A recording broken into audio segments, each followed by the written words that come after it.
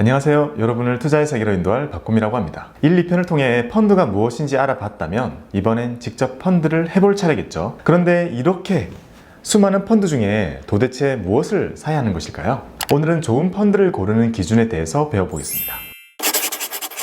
펀드는 다양한 주식과 채권의 묶음 상품이라고 말씀드렸습니다. 때문에 다행히도 우리는 펀드 속에 들어있는 수많은 주식과 채권들 하나하나에 대한 지식과 검증이 필요하지는 않습니다. 그보다 더 넓은 차원의 기준을 가지고 펀드 선택을 할 수 있으니까요. 펀드를 선택하는 첫 번째 방법은 국가를 선택하는 방법입니다. 미국 펀드, 중국 펀드, 일본 펀드, 코리아 펀드, 베트남 펀드 등등 특정 국가에 투자되는 펀드를 선택하는 방법입니다. 내가 좋아하는 국가 또는 성장할 것이라고 생각이 되는 국가의 시장 전체에 투자할 수 있습니다. 두 번째 방법은 산업을 선택하는 방법입니다. 미국, 중국, 일본 이런 국가의 구분과 상관없이 전기차, 반도체, 바이오, 인공지능 이렇게 특정 산업이 성장할 거라고 생각할 경우에 그 산업을 골라서 투자할 수 있습니다. 예를 들어 IT 산업에 투자하는 펀드를 선택했다면 미국의 구글과 애플, 중국의 알리바바와 텐센트, 한국의 삼성전자 이런 기업들이 다 함께 담기게 되겠죠. 세 번째 방법은 전략을 선택하는 방법입니다. 배당을 많이 주는 기업을 모아놓은 고배당주 펀드, 저평가된 기업을 발굴해서 담고 크길 기다리는 가치주 펀드, 이미 큰 기업 위주로 모아놓은 우량주 펀드, 주식시장에 상장하는 기업들에 투자하는 공모주 펀드 등 내가 원하는 전략을 선택할 수도 있습니다. 이렇게 내가 원하는 큰 그림을 그렸다면 그 속에는 다시 여러 개의 펀드들이 있을 건데요. 그 중에서 어떤 펀드가 더 좋은지 비교하는 방법을 알려드리겠습니다. 좋은 펀드를 고르는 기준 4가지를 알려드릴게요. 그건 바로 수익률, 설정액, 보수, 벤치마크를 따져보는 것입니다. 4가지 용어가 모두 낯설죠. 어려워하실 필요 없습니다. 수익률은 높을수록 좋고요. 설정액도 높을수록 좋고요. 보수는 낮을수록 좋고요.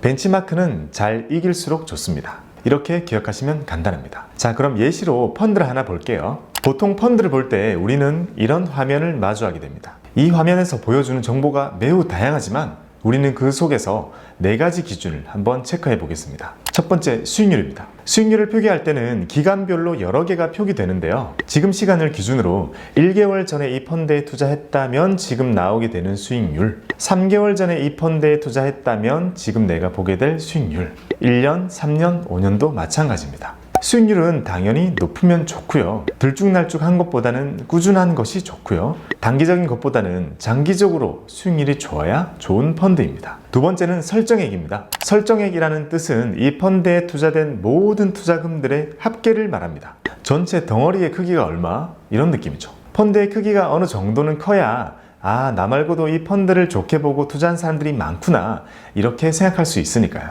그래서 큰 펀드가 주는 고유한 안정감이 있습니다. 너무 작으면 펀드로서의 의미가 퇴색되고 펀드 매니저가 운영을 하기가 어려워지거든요. 세 번째는 비용입니다. 펀드의 비용은 일회성으로 내는 수수료와 매년 내는 보수가 있습니다. 앞에서 배웠죠? 펀드의 수수료와 보수는 항상 잘 보이는 곳에 표기가 되어 있고요. 이 예를 본다면 한 번 살 때 내는 선취 수수료는 투자금의 0.5%, 가지고 있는 동안 내는 보수는 연 0.62%, 펀드를 환매할 때 내는 환매 수수료는 없습니다. 이런 보수와 수수료가 커 보이지는 않을 수 있지만 이 펀드를 1년, 2년, 3년 매우 장기간 투자할수록 누적되는 비용은 커질 수 있으니까요. 잘 고려하시는 것이 좋습니다. 투자 전략이 비슷한 펀드들 중에서 고민을 할 때는 이왕이면 보수가 낮은 펀드가 좋겠죠. 네 번째는 벤치마크입니다. 벤치마크는 이 펀드가 달성하고자 하는 목표치를 나타낸다고 보시면 됩니다.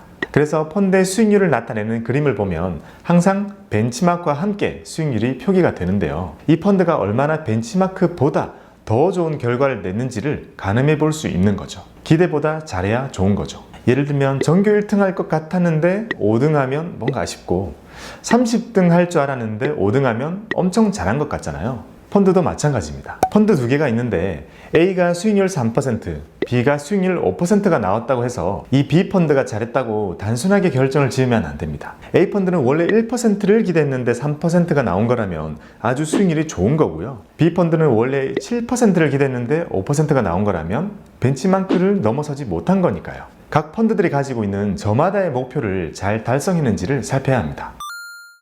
지금까지 좋은 펀드를 고르는 4가지 기준에 대해서 배워봤습니다. 수많은 펀드들 중에서 여러분의 마음에 쏙 드는 펀드를 찾으시기 바랍니다. 감사합니다.